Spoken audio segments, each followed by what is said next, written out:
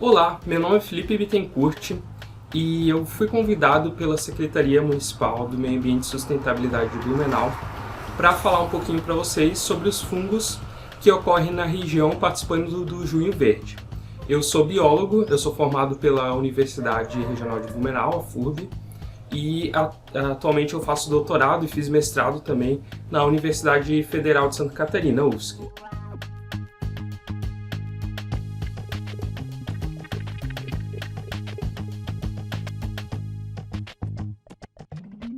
Bem, os fungos eles são seres vivos, assim como os animais, assim como as plantas, só que eles são classificados em um reino à parte, o reino fungi, então eles não são classificados dentro desses dois grupos.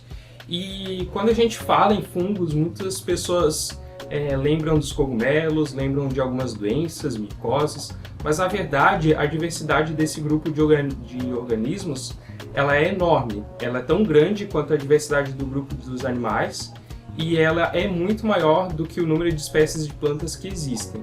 Então eles possuem uma diversa variedade de formas, de modos de vida, de cores, de tamanhos. Inclusive, um dos maiores organismos que hoje habita o planeta Terra é um fungo.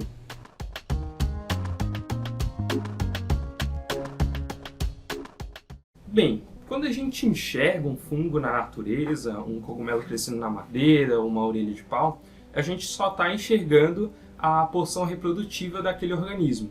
Então, por exemplo, se a gente vê um cogumelo crescendo na madeira, a gente tira uma lasca daquela madeira, a gente vai estar revelando o verdadeiro corpo daquele organismo, que no caso dos fungos é formado pelo micélio. O micélio ele é composto por hifas, que são estruturas microscópicas, e que vão ser responsáveis pela absorção dos nutrientes onde aquele fungo está crescendo. Então os fungos podem ser encontrados tanto em madeira, como em solos, eles podem estar degradando alimentos que a gente produz, como pães, no caso do mofo, mas também eles podem ser encontrados em animais e até árvores vivas.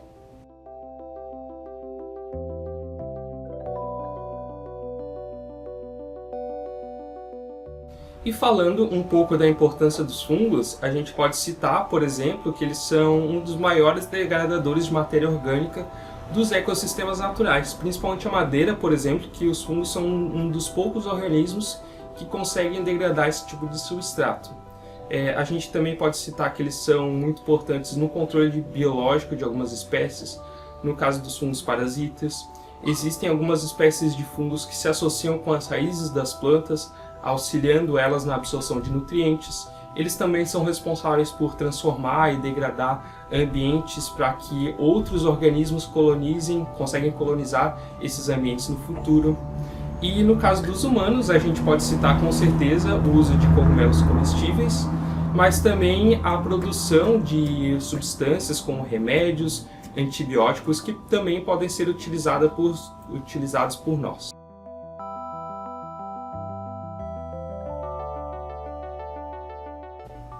Bem, para a gente começar a falar sobre o estudo de fungos aqui na região, a gente vai ter que voltar lá para o século XIX, que foi quando começou isso tudo. Começou na época, então, principalmente da colonização e com a vinda de naturalistas europeus, né?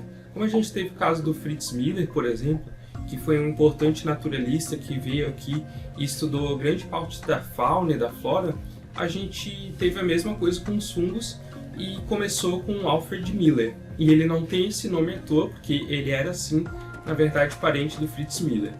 Ele veio aqui e ele ficou durante cerca de um ano aqui no Brasil, em Blumenau, estudando vários grupos de fungos daqui, dentre eles fungos do grupo dos chifres fedorentos, dos Axcomicetos, também os fungos que as formigas cultivavam, e ele publicou grandes e importantes manuscritos sobre a biodiversidade de fungos aqui da região.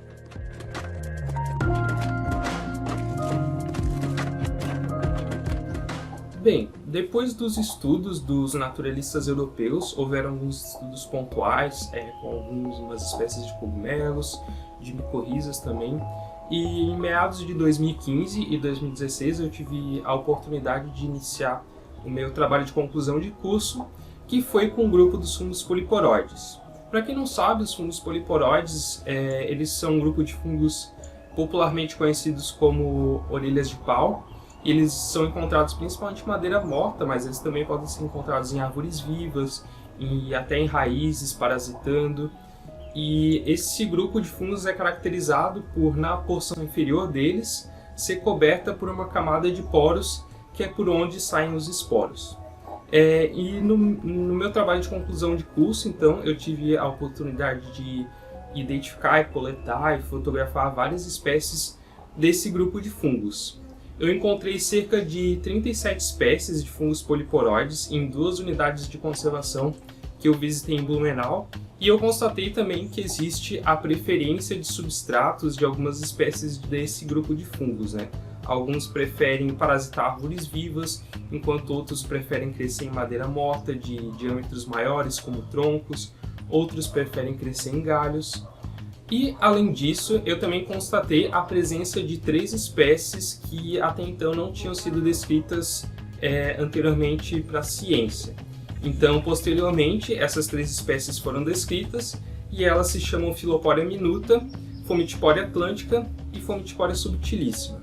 O que é mais legal dessas 3 espécies é que as 3 foram encontradas no Parque São Francisco, que é uma unidade de conservação bem pequena, ela fica no centro da cidade, ela tem visitação constante, então ela está sujeita a uma série de pressões que outras unidades de conservação maiores e mais protegidas, como o Parque Nacional da Serra do Itajaí, não estão.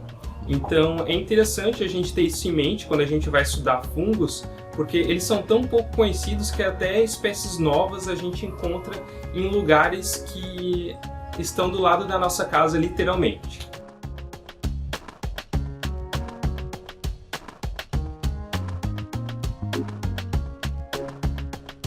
Bem, é isso que eu tinha para falar para vocês, espero que vocês tenham gostado.